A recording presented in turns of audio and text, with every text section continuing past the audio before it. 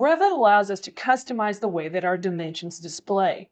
To see the difference in our dimensions, let's start by zooming into our floor plan view and take a look at our current dimension string. Right now, I just have a dimension going from the end of a wall to the center of a window over to the other end of the wall. And what we'll do is modify this dimension string so that it has a different look to it. Now, technically, I could just select on the dimension string and then go to Edit Type in order to edit its properties. But if we wanted to make a change inside of a typical template, what I usually like to do is go to the Annotate tab on the ribbon, then select the word dimension. From this pull-down menu, we now have the variety of different types of dimensions that we can modify, including our linear dimensions. Let's select on linear dimension types.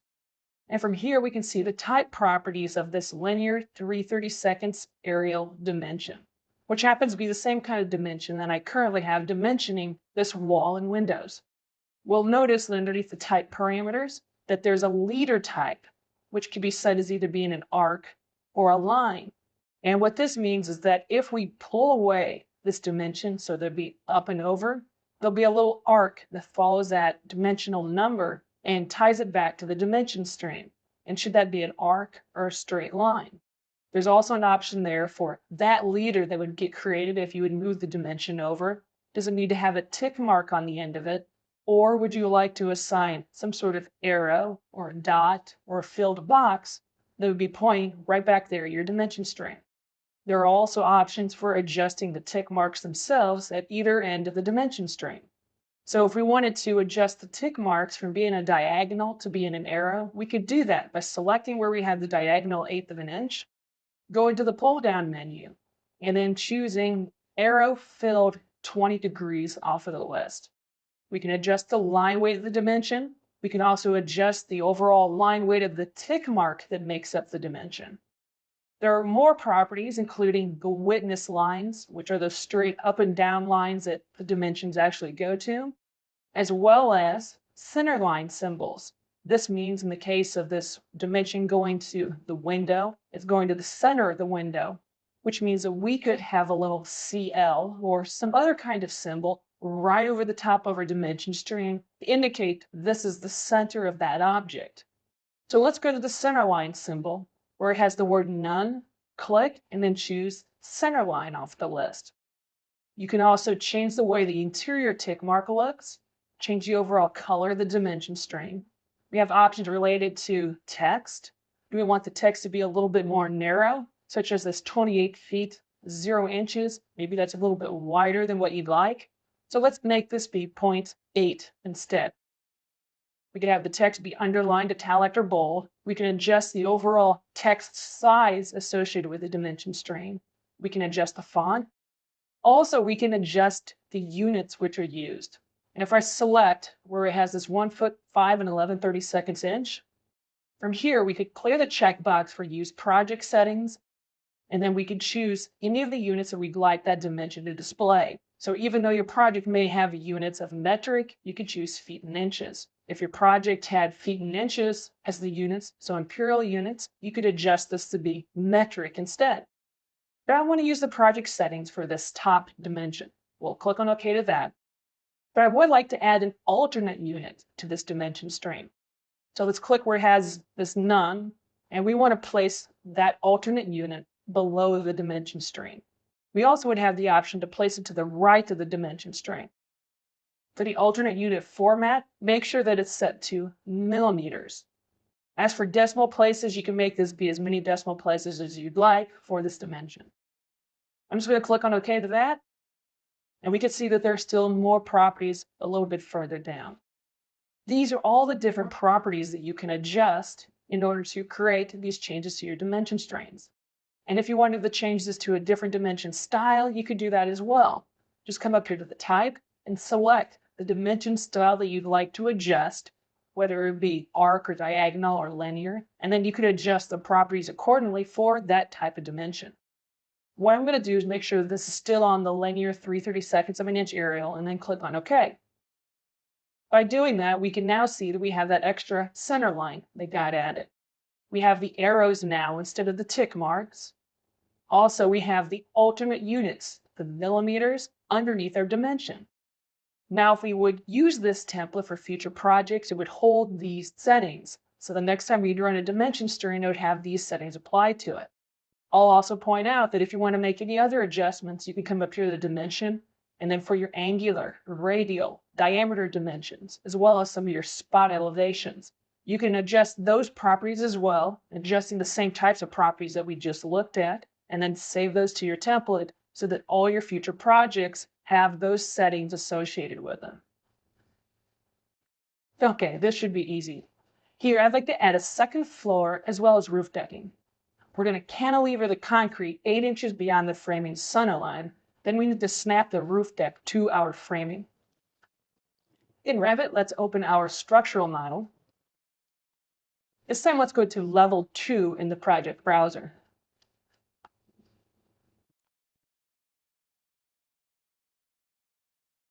On the Structure tab, click the Floor button.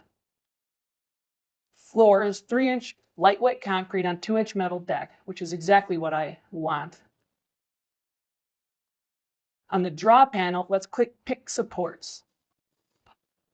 Now, I like to pick each one individually just to make sure we're in the right spot and we're picking all of our supports.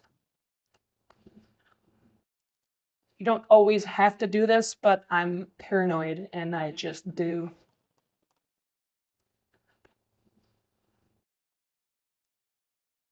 Okay, hit escape a few times. Now each of these lines has their own properties. So if we pick a window from the left to the right, notice that we can cantilever the concrete.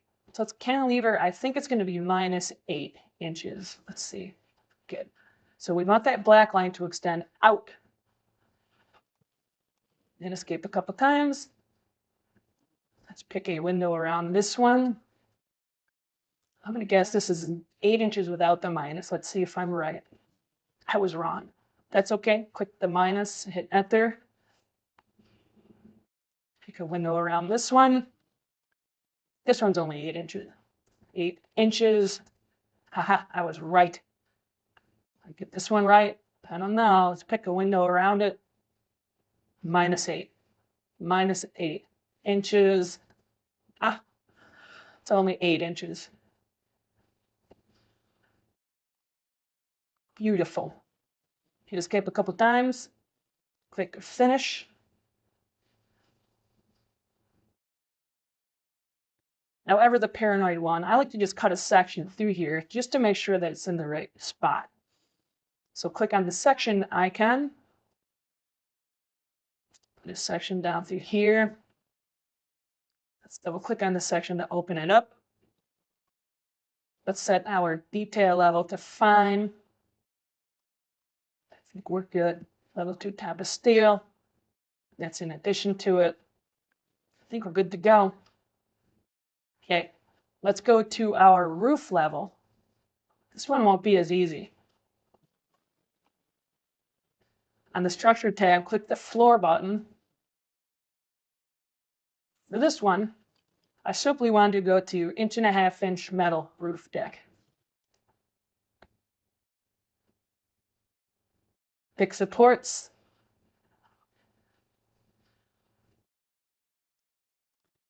Do the same thing we did down below, but unfortunately, by doing this, it's not going to actually slope our floor to these supports. We're going to have to do that manually.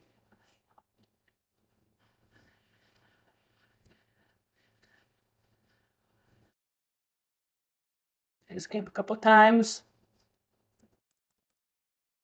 Click finish. Let's go back down to level 2. Let's open that section up. I want to grab this and just extend it up so we can see our roof. And yeah, that's all over the place. So here's what we're going to do. Go to a 3D view.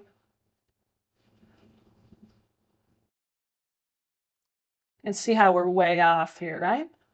It's okay. Let's set our visual style to wireframe. Select your floor. Now click Pick Supports. what we're going to do is we're going to come down through, I know it's kind of hard to see, but we're going to click all of our framing members to snap our roof to them. Every one of them.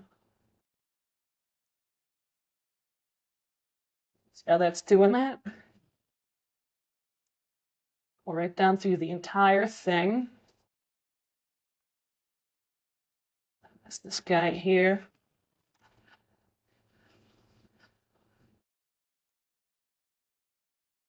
You get the ends.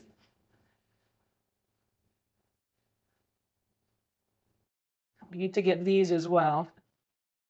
See how it's starting to create a grid? That's how you can verify that you've picked everything correctly. Going down through.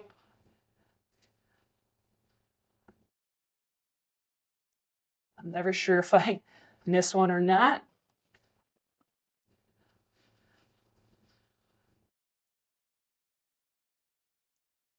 Let's get in there.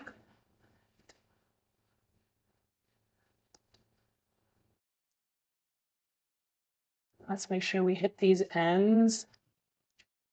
Guess I missed these ones.